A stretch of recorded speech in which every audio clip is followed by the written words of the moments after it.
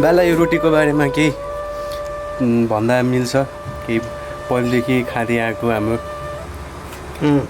यो रोटी हामीले पहिलेदेखि बनाउँदै ल्याएको पहिलेदेखि परम्परागत यो भन्दा अहिले चाहिँ पछिबाट अहिले चाहिँ छोरो मान्छे अल्छी भयो है अनि छोरी मान्छेले नि पिठो कुट्यो यसो यहाँ फ्याट पारो पकायो न पहिले हामीले के गर्थ्यौँ भने पिठोलाई मुसेर ठिक्क डल्लो बनायो त्यो डल्लोलाई दुई हातले माडेको नाङ्ना राखेर है माडो माडो माडो पेलान बनाएर अनि दियो अनि त्यो डल्लोलाई रुँदैन चाहिँ पानी हालेर ठिक्कको बनाएर रोटी पकाउँथे पहिले मैले जानेको छु तर त्यो चल्न अहिले छैन हटाए हजुर पनि पकाउन आउँछ दिदी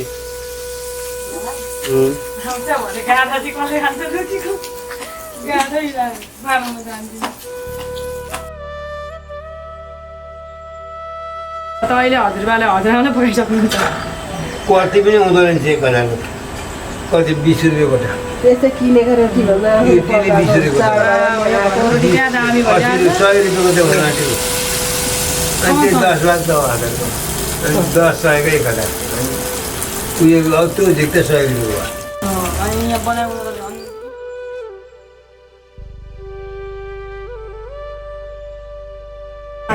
आमा यो फुल्छ नि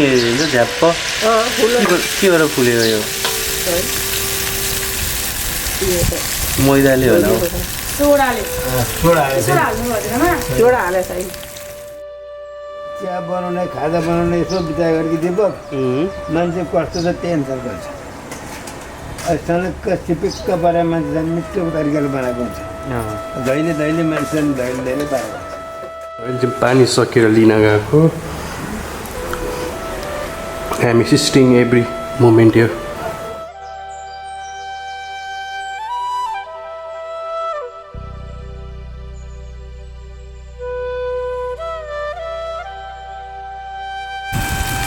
सो मैले बनाउँदा के थाहा पाइरहेको छु भने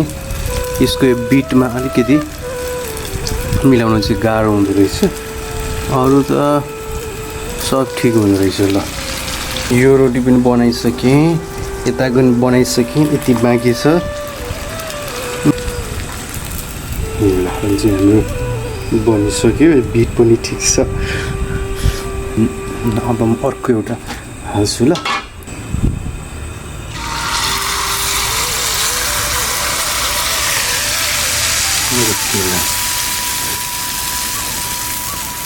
रातो रातो तलपट्टि हुन थालेछ यसलाई हामीले पल्टाइदिने बबाला छ है यहाँ बिट पनि ठिकै छ यहाँ बिटमा पनि टक्क हालेको छ यसको तल रातो रातो हुन थाल्यो यसलाई म यसरी पल्टाइदिन्छु त्यस्तो त ट्याक्कै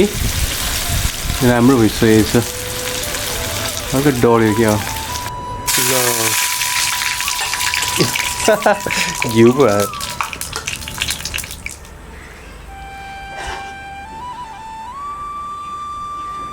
चाहिँ मैले 30-40वटा पकाएँ होला रोटी होइन अनि मजाहरू एक दुईवटा स्टेपहरू हुँदो रहेछ त्यो स्टेपहरू हेर्दै बनाएँ आमाले भनेको त ख्याल गर्दै अहिले आमाले पकाउँदै हुनुहुन्छ हामीले चाहिँ करिब 100-200वटा चाहिँ बनायौँ होला रोटी आमा र म भएर अब अझै बनाउँदै हुनुहुन्छ अब सकिन्न ला होला सकेपछि बनाउन भ्याउँछ भ्याउँदैन भिडियो भनेर अहिले बनाएको थ्याङ्क यू सबैजनाले हेरिदिनु भएकोमा होइन अझै नयाँ घरमा बनाउने खानेकुराहरूको भिडियोजहरू पनि हाल्छु म so stay tune to my channel bye कुनै यस्तो रोटीहरू पनि हुन्छ राम्रो रोटीहरूको बिचमा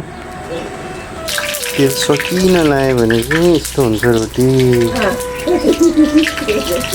थाहा पाउनु पऱ्यो चाम्राबाट फुलेनन् भने चाहिँ तेल सकिन लाग्यो यो थाहा पाउने यस्तो होला त्यस्तै हुन्छ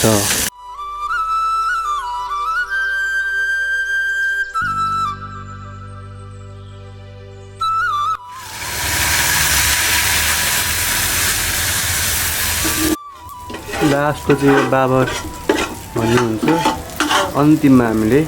सबै बाँकी तेल र बाँकी पिठोको प्रयोग गरेर बनाउँछौँ हेलो छेपारो दादा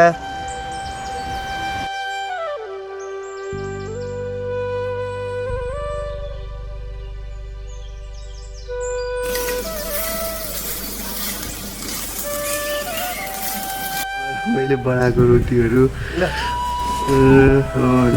ग्यास मारिहाल्नु